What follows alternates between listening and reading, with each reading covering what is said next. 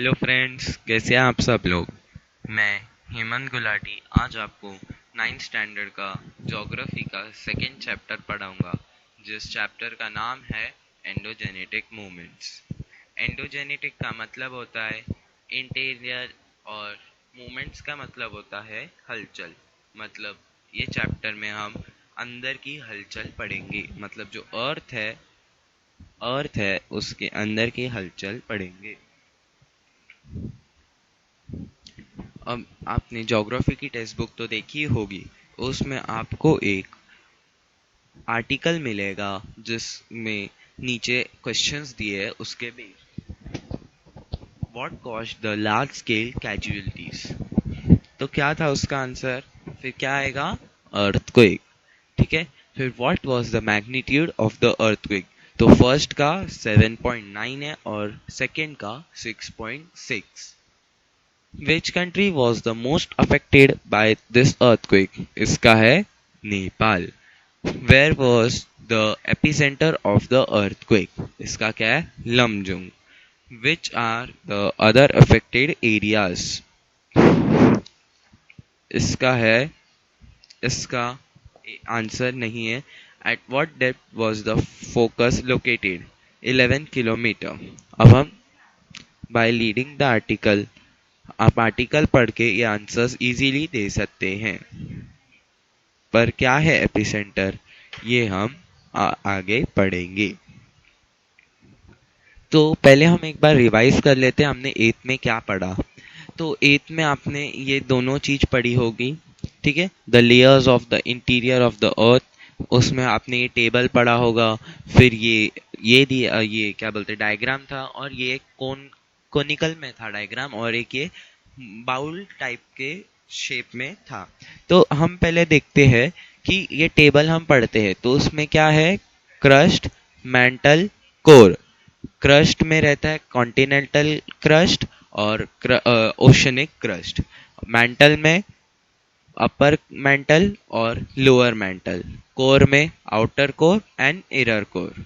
तो पहले हम देख लेते हैं inner core, outer core, mental क्या होता है। आउटर कोर, इनर कोर सबसे अंदर का रहता है, फिर आउटर कोर सबसे उसके बाहर का, फिर मेंटल उसके ऊपर का, और सबसे ऊपर क्रस्ट।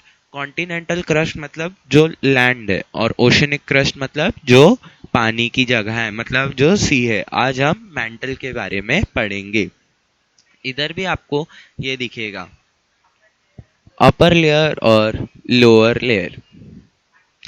आगे चलते हैं। तो mental layer, mental. Below the crust lies the mantle. Mantle can divide it into two layers, upper and lower mantle. The upper layer is more in liquid state. मतलब जो इसमें हम दो टाइप में इसको डिवाइड करते हैं, एक है अपर लेयर और लोअर लेयर। तो जो अपर लेयर है वो सबसे ज्यादा लिक्विड स्टेट में रहता है। हियर जिसे हम मैग्मा कहते हैं, here one finds magma chambers. It it is through these chambers that magma comes out on the earth's surface during volcanic eruptions. जब वॉल्केनिक इरप्शन होता है तो जो बाहर आता है वो होता है magma. This layer is also known as asthenosphere. Epicenters of deep-seated earthquakes are usually found here. मतलब जो एपिसेंटर जो होता है वो 42 किलोमीटर तक अंदर रहता है, और जो एपिसेंटर रहता है वो मोस्टली हमें एस्टोनोस्फेयर में मिलता है। Mantle begins at a depth of around 42 kilometre, ये मैंने आपको बता ही दिया। From the earth surface the interior energy release due to endogenetic movements occurring in this layer is responsible for mountain building, rifts, volcanic eruption, earthquakes etcetera. ये जो internal movements होते हैं उनसे हमें बाहर माउंटेन्स बनते हैं, वैलीज बनते हैं, वॉल्केनिक इरप्शंस होते हैं। Increasing pressure is reason behind it, मतलब जब प्रेशर जब बढ़ता है तो वही इसका रीजन होता है ये सब का। ठीक है, अब हम क्लासिफिकेशन ऑफ इंटरनल मूवमेंट्स। सबसे पहले आता है वेलोसिटी, फिर आता है डायरेक्शन, फिर आता है लैंडफॉर्म। वेलोसिटी मतलब स्पीड, जो भी इंटरनल मूवमेंट होता है उनकी स्पीड दो इसमें होती है, एक होता है स्लो मूवमेंट और एक सडन। अब स्लो और सडन सुन के तो समझ ही गए होंगे, स्लो मतलब जो स्लोली होता है और सडन मतलब जो एकदम से हो जाता है। जैसे स्लो मूवमेंट से माउंटेन्स और कॉन्टिनेंट बनते हैं, सडन से अर्थक्वेक वॉल्केनोस आते हैं। फिर आता है नेक्स्ट डायरेक्शन। डायरेक्शन में दो होते हैं, डायरेक्शन मतलब आप समझ ही गएंगे दिशा, ठीक है। उसमें होते हैं हॉरिजॉन्टल मूवमेंट और अपवर्ड डाउनवर्ड मूवमेंट। हॉरिजॉन्टल मतलब कैसा, स्लीपिंग, ठीक है, लेफ्ट राइट। और अपवर्ड डाउनवर्ड मतलब ऊपर से नीचे, नीचे से ऊपर, ठीक है। Landform, mountain building, continent building. इसमें लैंड फॉर्म मतलब आप समझ ही गए रहेंगे, उसमें आता है माउंटेन बिल्डिंग और कॉन्टिनेंट बिल्डिंग। माउंटेन बिल्डिंग में फोल्डिंग और फॉल्टिंग होता है, और कॉन्टिनेंट बिल्डिंग में creating continents, plateaus and highlands. ठीक है, अब हम आगे चलते हैं, आपको समझ रहा है ना? हाँ, चलते हम आगे। अब आता है स्लो मूवमेंट। तो अब हम जो पढ़ेंगे वो है स्लो मूवमेंट, जैसा कि मैंने आपको पीछे बताया था। The effect of slow movement can be seen in the form of formation of mountains and continent on the earth crust. Slow का मतलब होता है धीरे धीरे। जो इंटरनल जो वेव्स होते हैं ये दो तरह के होते हैं। एक होता है आपस में आते हैं, मतलब एक डायरेक्शन में आते हैं, और एक होता है वो दूर जाते हैं। तो देखते हैं हम the direction of wave movement, waves moving towards each other. देखो ये अपने पास पास आ रहे, और waves moving away from each others, मतलब इसमें वेव्स दूर दूर जाते हैं। एक उसे हम टेंशन कहते हैं और इसे हम प्रेशर कहते हैं। जब मतलब पास में आता है तो प्रेशर और कंप्रेंशन कहते हैं। इफेक्ट ऑन हार्ड रॉक्स पर अभी हम पढ़ेंगे। हार्ड रॉक्स होते हैं मतलब जो एकदम कड़क होते हैं, उनका क्या होता है, और जो सॉफ्ट रॉक होता है उनका क्या। तो पहले मैं आपको बता दूं, तो देखो अगर हार्ड रॉक है तो क्या होता है, फॉल्ट होता है। मतलब देखो आपको ये डायग्राम से पता चल रहा है क्या होता है, एक दूसरे के ऊपर आ जाते हैं। और फॉल्ट में क्या होता है, मतलब जो टेंशन में उसमें क्या होता है, वो ऐसा दूर हो जाते हैं, ठीक है, फ्रैक्चर्स आ जाते हैं। अब हम पढ़ेंगे इफेक्ट ऑन सॉफ्ट रॉक्स। जो सॉफ्ट रॉक्स रहते हैं उसमें क्या होता है, फोल्डिंग्स आती है। और जो टेंशन में होता है सॉफ्ट रॉक पे, वो क्या होता है, फॉल्ट प्लेन बन जाता है, मतलब प्लेन हो जाता है पूरा। अब हम आगे पढ़ेंगे, मतलब जैसे वैलीज बन जाती है, ठीक है। अब हम आगे, अब हम पढ़ेंगे स्लो मूवमेंट। स्लो मूवमेंट में दो चीजें रहती है, एक वर्टिकल मूवमेंट, एक हॉरिजॉन्टल मूवमेंट। पहले हम पढ़ेंगे हॉरिजॉन्टल मूवमेंट। हॉरिजॉन्टल मूवमेंट में दो चीजें होती है, एक होता है फोर्सेस ऑफ प्रेशर और एक होता है फोर्सेस ऑफ टेंशन। मैंने जो पिछले टेबल में बताया था, एक प्रेशर होता है और एक टेंशन होता है। प्रेशर मतलब जब वेव्स एक दूसरे के पास आते हैं, और एक होता है जो दूर जाते हैं वेव्स, ठीक है। तो वेव्स अभी हम देखेंगे सॉफ्ट रॉक और हार्ड रॉक में क्या होता है। तो सॉफ्ट रॉक में क्या होता है, फोल्ड माउंटेन्स बनते हैं जब वेव्स पास में आते हैं तब। और जब वेव्स हार्ड रॉक में पास में आते हैं तो क्या बनता है, ब्लॉक माउंटेन। अब हम पढ़ेंगे फोर्सेस ऑफ टेंशन। जब सॉफ्ट रॉक दूर जाते हैं तो क्या होता है, फॉल्ट यानी फ्रैक्चर्स होते हैं। और जब हार्ड रॉक, मतलब जो हार्ड रॉक में वेव्स दूर जाते हैं तो रिफ्ट वैलीज बन जाते हैं। अब हम पढ़ेंगे वर्टिकल मूवमेंट। इसमें दो चीजें होती है, अपलिफ्ट, अर्थ का एक पार्ट ऊपर हो जाता है और एक नहीं तो एक पार्ट नीचे हो जाता है, जिसे कहते हैं अपलिफ्टमेंट और सबसाइडेंस। यानी कि एक तो कॉन्टिनेंट बन सकता है, और एक तो जो कॉन्टिनेंट है या लैंड है, आइलैंड, वो नीचे जा सकता है। Continent building, continent, plateaus and highlands, ये मैंने आपको जो बताया वही है। अब हम आगे जाते हैं। Fold mountains. Energy is transferred from the interior of the earth because of these energy waves and pressure working towards each other and in horizontal direction. अब मैं पहले आपको बताता हूँ कि जो स्लो मूवमेंट होते हैं वो एकदम धीरे धीरे होते हैं, मतलब एक दिन दो दिन में धीरे धीरे नहीं, सालों लग जाते हैं उनको, करोड़ों साल हजारों साल लग जाते हैं। ठीक है, हमें दिखाई देने में, हमारे ऑब्जर्वेशन में भी कभी कभी नहीं आएगा। आपको एक दो साल के बाद देखोगे तो आपको लगेगा अरे हाँ एकदम थोड़ा सा कुछ हुआ है, या फिर वो भी नहीं हो सकता है क्योंकि एकदम ही स्लो होता है।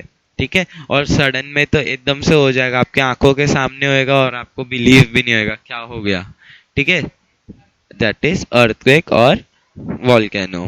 ठीक है, अब फोल्ड माउंटेन, जब इंटीरियर में एनर्जी ज़्यादा हो जाती है, प्रेशर आता है, तब वेव्स अपने पास आते हैं, तो जो सॉफ्ट रॉक होता है वो ऊपर आ जाते हैं, कॉम्प्रिहेंशन पैदा होता है और फोल्डिंग्स आ जाते हैं।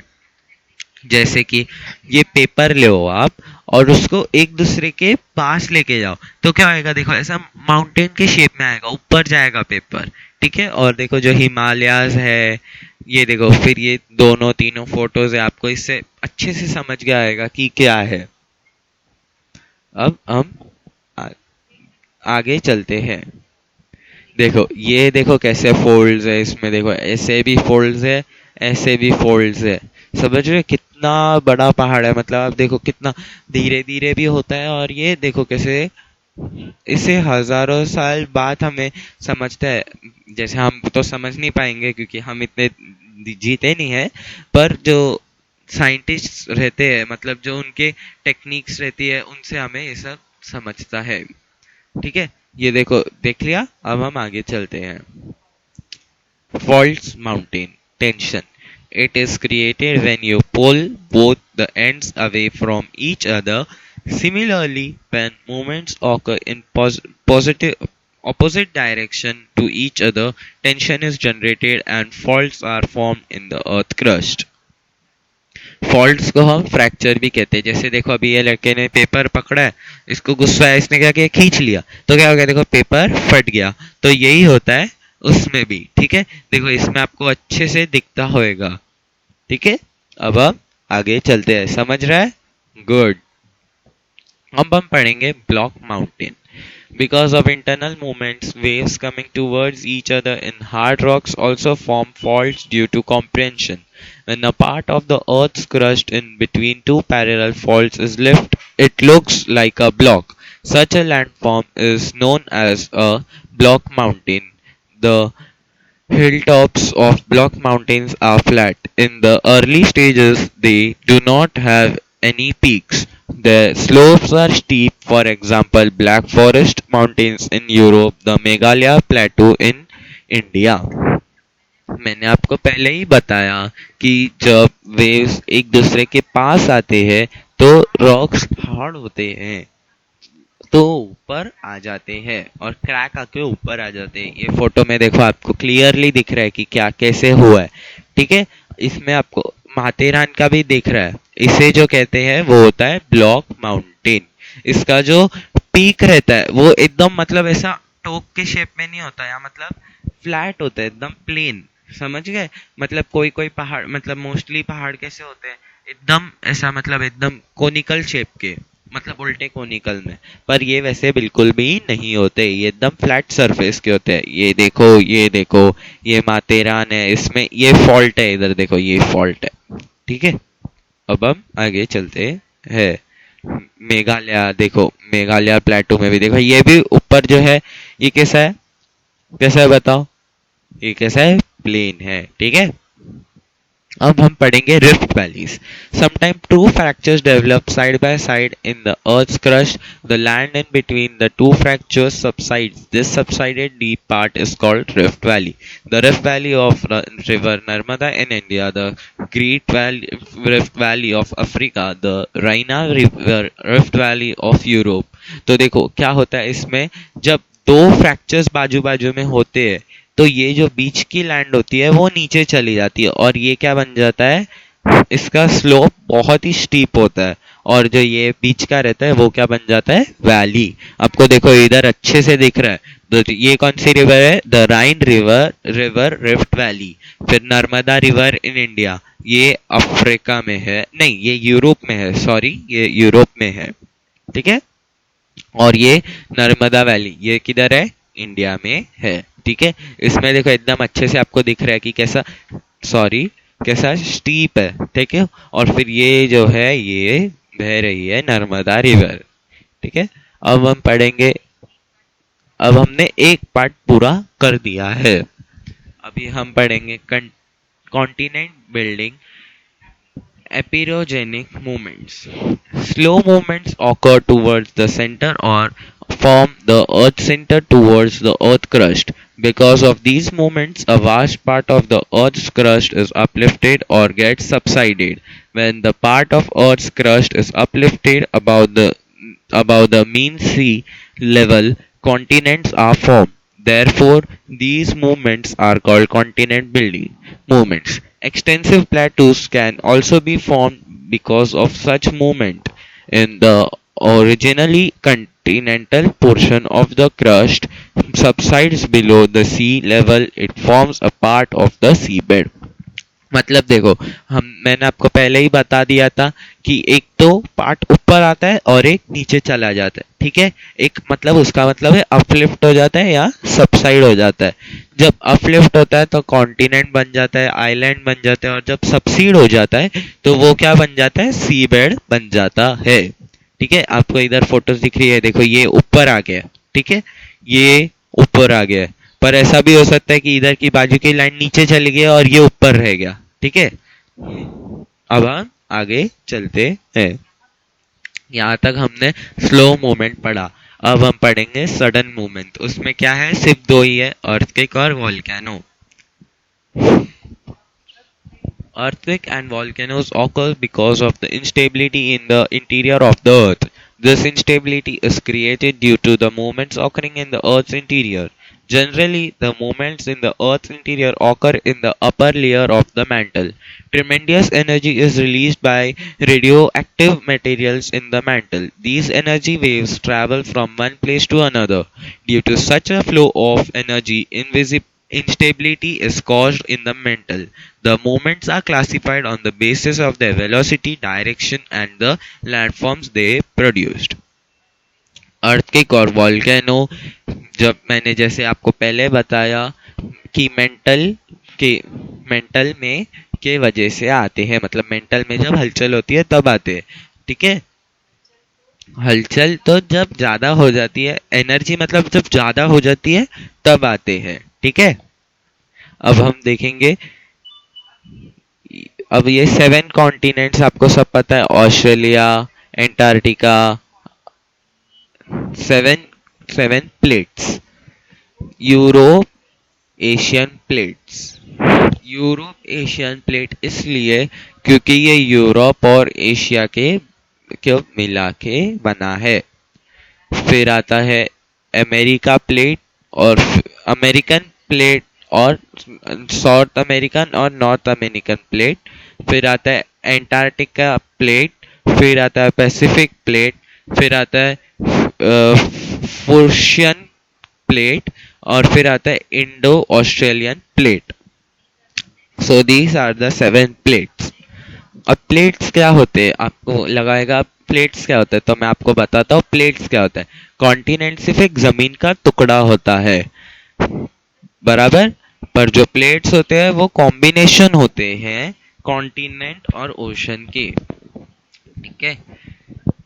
और ये जब प्लेट्स मूव होते रहते हैं, और इसके कारण ही अर्थक्वेक आते हैं, ठीक है। और वॉल्केनो भी इसी के कारण होते हैं।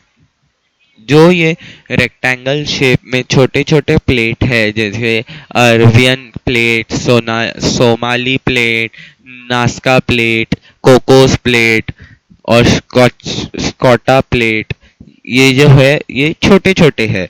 पर ये जो मैंने आपको पहले बताया जो सर्कल में है, ये बहुत बड़े बड़े प्लेट है, ठीक है। अब हम आगे चलते हैं। Earthquake Earth means the ground and quake means trembling. Earth is the movement of the earth's crust. You have been acquainted with the magnitude and effects of the earthquake. Because of the movements occurring in the interior of the earth, tremendous tension is created in the earth's crust. When the tension goes beyond limits, the energy is released in the form of waves. This results in trembling of the earthquake's surface, that is, earthquake occurs. The magnitude of the earthquake is measured by Richter scale. Richter scale. अब अर्थ का मतलब जमीन और ground मतलब और quake का मतलब होता है ट्रेम्बलिंग. मतलब ट्रेम्बलिंग का मीनिंग मालूम है ना आपको? हाँ, ट्रेम्बलिंग मतलब जो बहुत ज्यादा होता है, डगमगाना. ठीक है, जैसे कि अर्थक्वेक, ब्रिज पे आप खड़े हो और आप देखो कि एक ट्रेन जा रही है समझो नीचे से, तो आप जब ब्रिज पे खड़े रहोगे वो ब्रिज कैसे हिलता है, थोड़ा थोड़ा आपको फील होता है कि कुछ तो जा रहा है नीचे से. ठीक है, आपको डर भी कभी कभी लग जाता होगा ये अर्थक्वेक है नहीं, बट ये क्या है, ये ब्रिज हिल रहा है क्योंकि कोई मतलब समझ गए ना आप. जब ये अर्थ पे होता है तो उसे अर्थक्वेक कहते हैं. अब जो मैंने आपको 7 प्लेट्स बताए मैप में, वो भी सब इधर लिखे हैं. Indo Australia, Africa, Eurasia, north America, south America, Pacific and Antarctica are 7 major plates.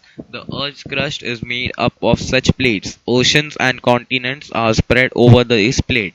Depending on the compression and tension formed in the interior of the Earth, these plates move in various directions.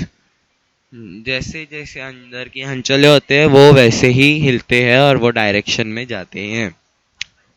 अब पढ़ते हैं हम causes, मतलब क्या क्या होता है earthquake की वजह से, क्यों होता है. Moving of plates, colliding of plates, plates siding one below the other, forming of fractures in rock layers due to tension in the interior of the earth, occurring of volcanic eruptions. मतलब earthquake क्यों होता है, एक तो जब plates हिलते हैं मतलब मूव होते हैं, एक कोलाइडिंग ऑफ प्लेट्स मतलब जब एक दूसरे को टकरा के मतलब पास आ जाते हैं, टकराते हैं. एक जब एक plates siding one below the other मतलब एक नीचे चली जाती है एक प्लेट के, जो फ्रैक्चर्स होता है रॉक का उसकी वजह से होती है, या जब वॉल्केनो आता है तब, वॉल्केनिक इरप्शन होते हैं तब. ठीक है, अब पढ़ते हैं हम अर्थक्वेक के बारे में. Focus and epicentre. Because of the movements occurring below the Earth's surface, tension is created and it keeps on accumulating. High energy is released at the place where the tension mounts up. This is the center of the earthquake. It is called the focus of hypocenter. देखो, जो ये है ये focus है, यानी earthquake यहाँ पर आ रहा है, यहाँ से आ रहा है. ठीक है, इसका सबसे ज्यादा इफेक्ट जो होता है परपेंडिकुलर होता है, ये होता है एपी सेंटर. फिर इसके बाद 3 तरह के वेव्स होते हैं, प्राइमरी, सेकेंडरी और फोकस. ठीक है, अब हम आगे बढ़ते हैं. प्राइमरी और पी वेव्स, इसे पी वेव्स भी कहा जाता है, प्राइमरी का पी और वेव्स. ठीक है, these are the first ones to reach the earth the surface of the earth after the energy is emitted in the earth interior. मतलब ये जो वेव्स रहते हैं सबसे पहले अर्थ पे पहुंचते हैं जब अर्थक्वेक आना होता है, उसके जब एनर्जी आती है उधर तब सबसे पहले कौन से वेव्स पहुंचते हैं, तो आपको क्या कहना है, प्राइमरी और P waves. They travel at a very fast speed from the focus of the earthquake in radial direction. आगे पीछे होके सबसे फास्ट जाते हैं. Subjected to a P wave, particles in the rock move in the direction waves to and fro. जो मैंने आपको बताया आगे पीछे, इसे हम उससे फॉरवर्ड और बैकवर्ड वेव्स भी कहते हैं. These waves can travel through all 3 states, liquid, solid and gaseous. But while traveling through liquid medium, their direction gets changed. It is because of the primary waves that the buildings on the earthquake surface move back and forth. मतलब जब ये जाते हैं तो ये हर state में से जा सकते हैं, लिक्विड, सॉलिड और गैशियस। अर्थक्वेक भी आते हैं, ओशन में भी जाते हैं और गैशियस में भी होते हैं। तो पर कई बार जब ये पानी में जाते हैं तो इनका डायरेक्शन चेंज हो जाता है। जो साइक्लोन्स आते हैं, जैसे अभी आया था साइक्लोन, वो भी डायरेक्शन उसका यहाँ था, मतलब कह रहे थे मुंबई से जाएगा, फिर यहाँ से जाएगा, फिर डायरेक्शन क्या हो गया, चेंज हो गया। तो ऐसे ही इनका भी होता है। अब हम पढ़ेंगे सेकेंडरी वेव्स और एस वेव्स। फिर से सेकेंडरी का एस और वेव्स, ये सब जगह फैलते हैं। The waves which reach the Earth's surface after the primary waves are called secondary waves. These waves are also scattered in all directions from the focus of the earthquake. मैंने बोला आपको कि ये हर जगह पे स्कैटर होता है, मतलब हर जगह पे जाते हैं, पर और बहुत दूर तक इसका असर होता है। Their velocity is lesser than p waves. इनका जो वेलोसिटी होता है, मतलब जो स्पीड होती है, वो धीरे होती है p वेव से, मतलब प्राइमरी वेव से। और the particles lying in the way of these waves move up and down, मतलब ऊपर जाता है नीचे आता है, ऊपर जाता है नीचे आता है, ठीक है, in the direction of energy transfer, ठीक है। These waves can travel only through the solid medium, मतलब ये सिर्फ और सिर्फ solid medium में से जा सकते हैं। They get absorbed as they enter the liquid medium. The buildings on the earth's surface move up and down because of these waves. There are more destructive than the p waves. ये ऊपर नीचे जाते हैं, इसलिए आगे पीछे जाते थे, इसलिए इतना कुछ नहीं, पर होता था लेकिन इतना नहीं।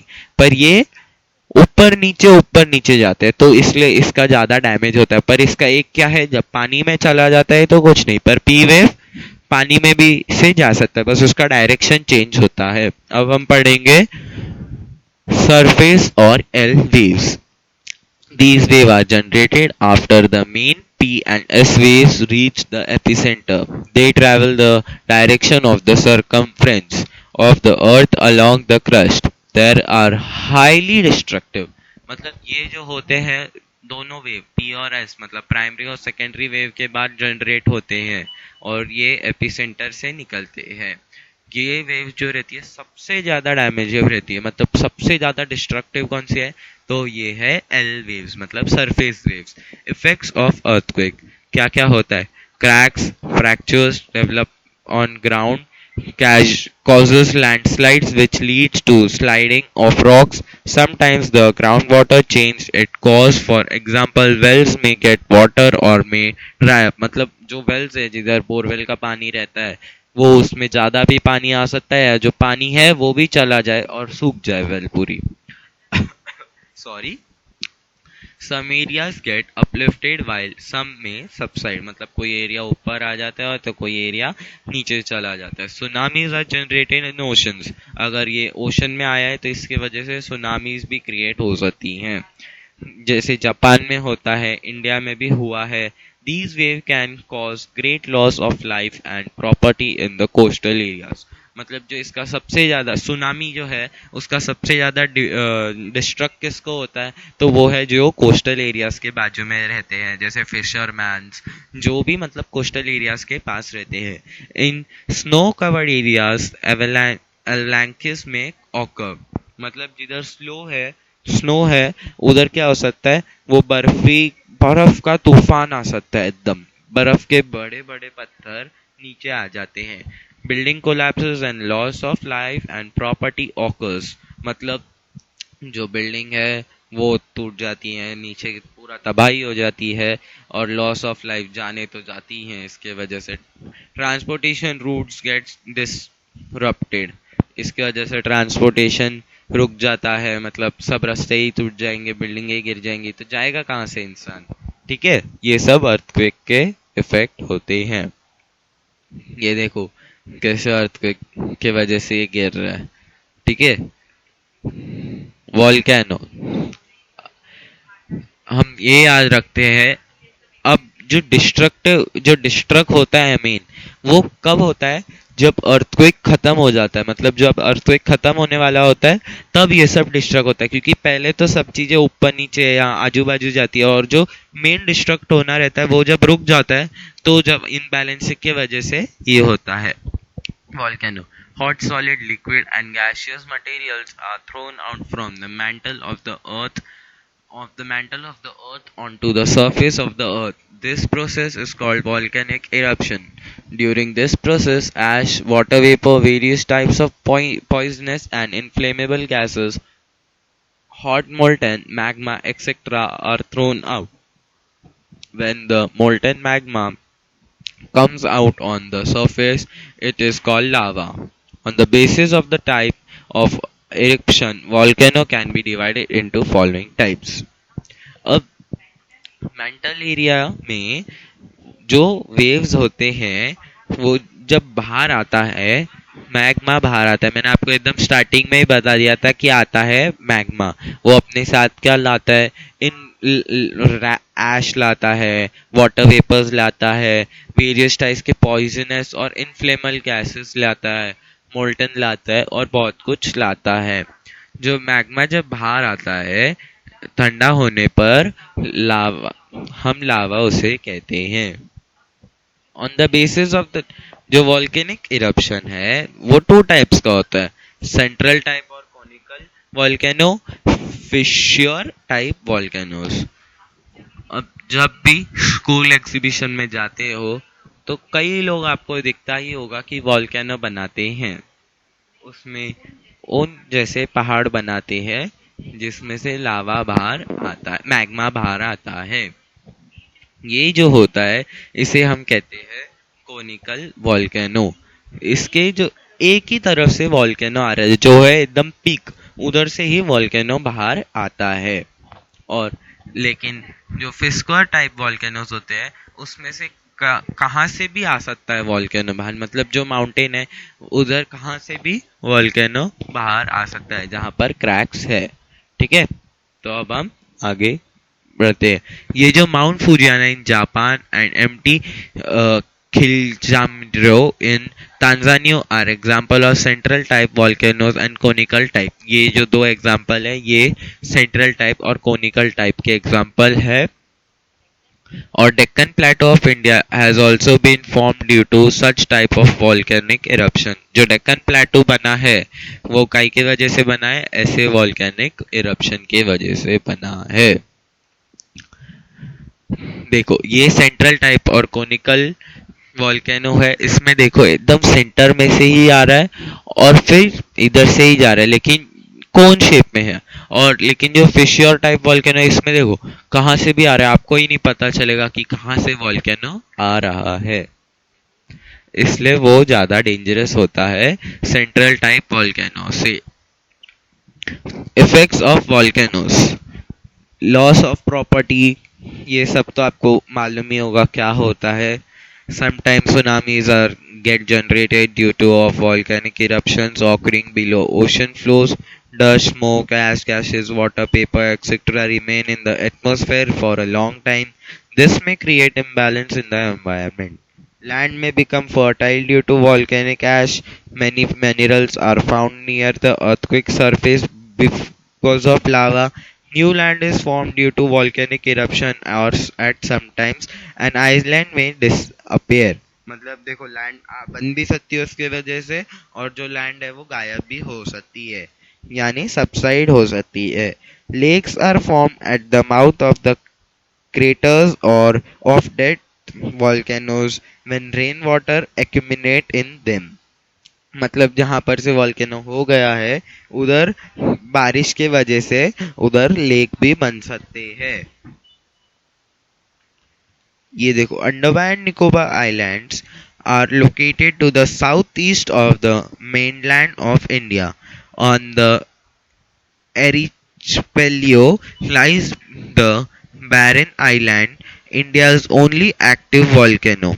This volcano was dormant for a long time, but in February 2017 it started erupting. Mainly dust, smoke and mud is coming out of this। मतलब जो आगे आपको मैं अच्छे से समझाता हूँ। Volcano eruption. अब टाइम के हिसाब से वॉल्केनो इरप्शन होता है। एक होता है एक्टिव वॉल्केनो, एक होता है डोरमैट वॉल्केनो और एक होता है एक्सटिंक्ट वॉल्केनो। एक्टिव वॉल्केनो मैं आपको एग्जांपल बताता हूँ, मतलब जो वॉल्केनो उसके अंदर है, मतलब उसके अंदर से कभी भी बाहर आ सकता है, जैसे एमटी फुजियामा इन जापान और माउंट स्ट्रॉम्बली इन मेडिटेरियन सी। इसमें से कभी भी वॉल्केनो बाहर आ सकता है, क्योंकि इसके अंदर 2 सालों में आ सकता है, 5 सालों में, कभी भी आ सकता है और आता भी रहता है। फिर आता है डोरमेट वॉल्केनो। ये कुछ सालों के बाद आता है, मतलब ये एक्टिव नहीं रहता है, बीच में एक्टिव होता है और आके चला जाता है, जैसे mount Vesuvius in Italy, mount Katmai in Alaska Barren island in India. जो अब मैंने आपको पीछे बताया था, अंडोबा निकोबार में बैरन जो आइलैंड है, अब तक वहां पर वॉल्केनो आया नहीं था, लेकिन 2017 में फरवरी में वॉल्केनो बहुत टाइम तक चलता रहा, मतलब एक्टिव हुआ था। फिर आता है उसके बाद एक्सटिंक्ट वॉल्केनो, माउंट खिल मांजारियो इन तांजानिया, मतलब इधर खत्म ही हो चुका है, ऐसे हम समझ सकते हैं। यहाँ पर वॉल्केनो ना आया था ना आएगा। ठीक है, अब हम आगे चलते हैं। ये 3 समझ गए आपको? ओके, ये सब हमने एंडोजेनेटिक मूवमेंट्स पर पढ़ा, ऑफ द अर्थ में पढ़ा। मिलते हैं अगली वीडियो में, तब तक ले thank you, bye bye. Like, subscribe और शेयर ज़रूर करना।